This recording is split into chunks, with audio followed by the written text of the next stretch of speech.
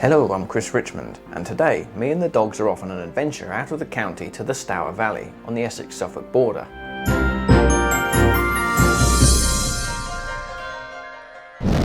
Now, the Stour Valley is probably best known as Constable country, as it was a location of many famous paintings by the romantic landscape artist John Constable.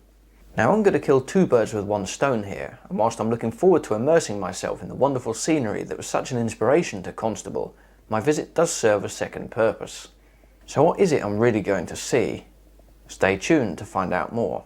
Right, so here we are on our way down to the Stour Valley.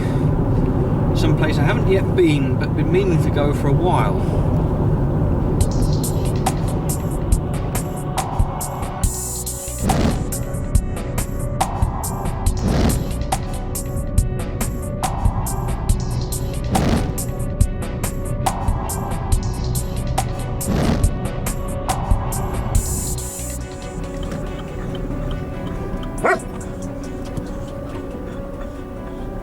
Our adventure begins on the outskirts of the town of Manningtree, where we soon leave behind the hustle and bustle of the station on a country lane heading west.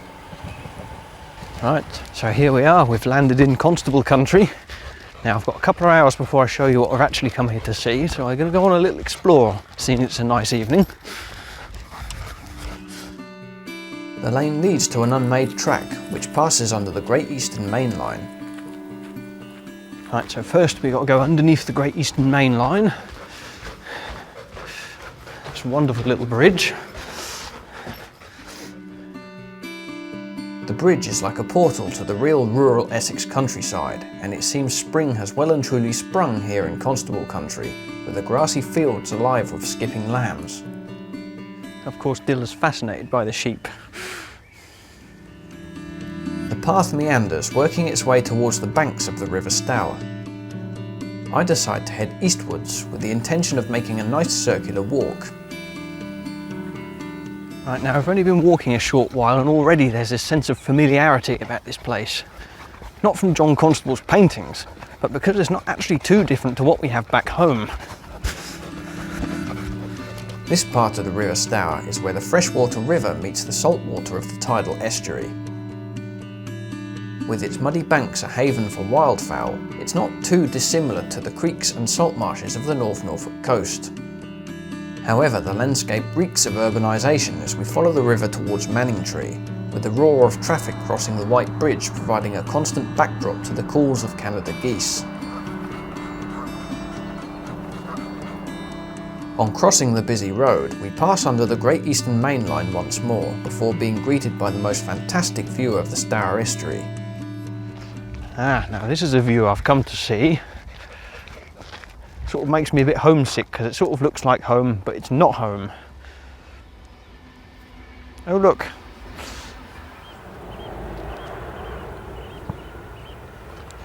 I didn't come down here to watch trains, honest.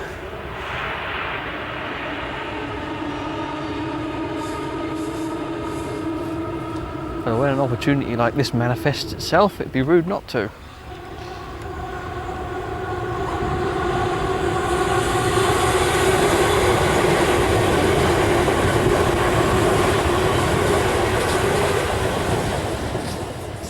Now that whirring noise you can hear is actually the sound of the wheels going over the rail grindings. Whilst I'm quite happily sidetracked by recording the sound of trains, time is running out. Right, now looking at the time, we're going to have to cut this walk short because there's something I've really come here to see. So what is the real reason I've come all this way to Constable country? Well, we're about to find out. Right, now we've got 15 minutes to get to where I really want to show you. There had to be another reason why I came all this way, and we're about to find out what it is. Located just across the river is the village of East Bergholt with its magnificent church, which forms our next destination.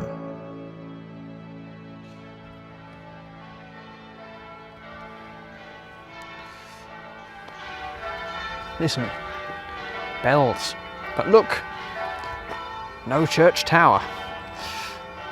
So where is the sound coming from? Well, tucked away at the back of the churchyard is a curious timber frame structure. This is the bell cage.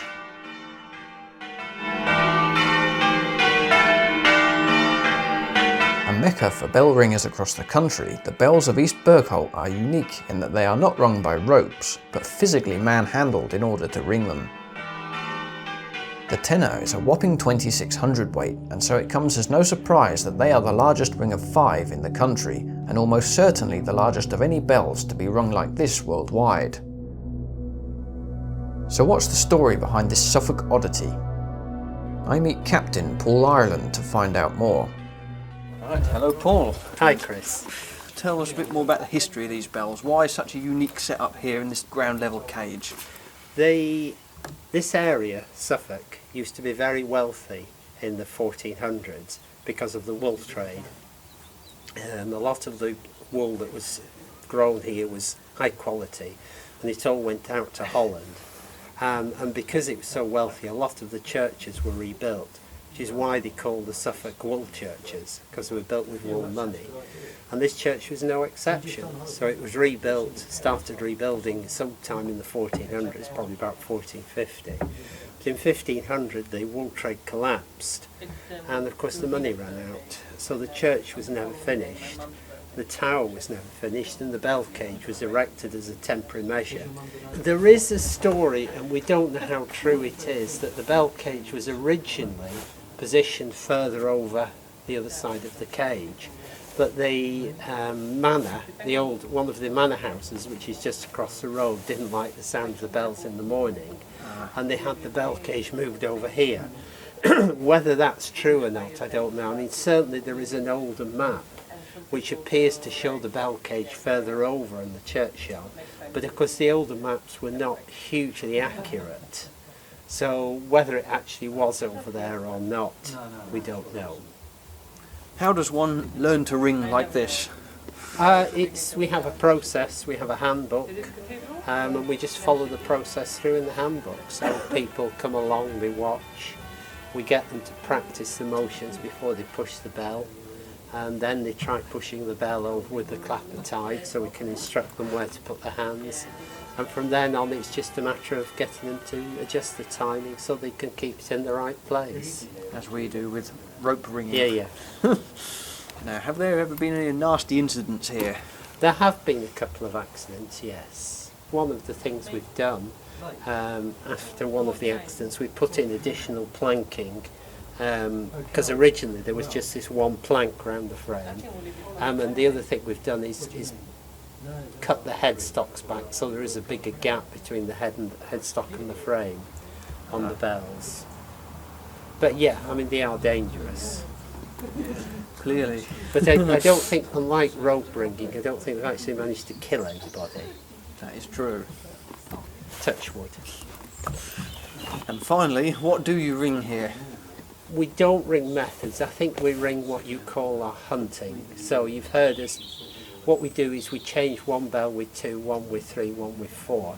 But because we've far less control over the bells, we tend to change and then do several rounds to sort of get back in sync again. Normally the person changing signals the other bell, but because of the way the bells are positioned, not all ringers can see all the other bells, so it gets a bit difficult at times. Right. So for example, the tenor ringer's got his back to the first ringer. Yeah. That's all very interesting. Now let's hear some ringing. Okay.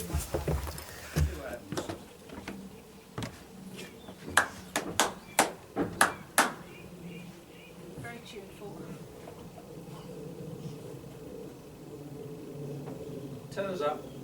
Right up, face up, Two's up. He goes 1, 2, 3.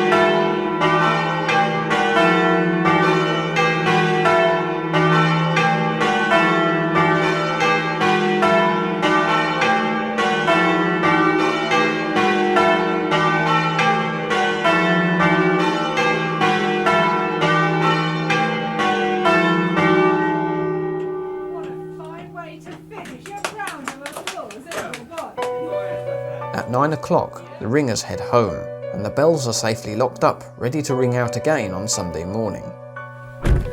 Right, well that was a unique experience. I finally got to see the bells of St Mary, East Bergholt. There's nowhere else in the world where they're rung like that. Now we've got an hour and a half drive home, but that was worth coming to see those, that really was.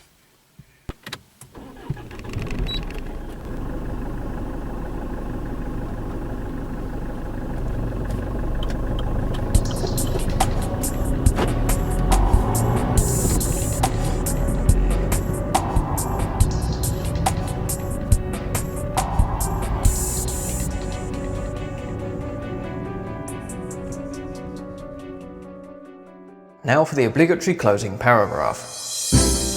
If you enjoy following my quirky, if slightly self-indulgent adventures, please don't forget to like and subscribe. This filmmaking lark just wouldn't be worth it without the support of watchers like you. Until next time, thanks for watching, and goodbye.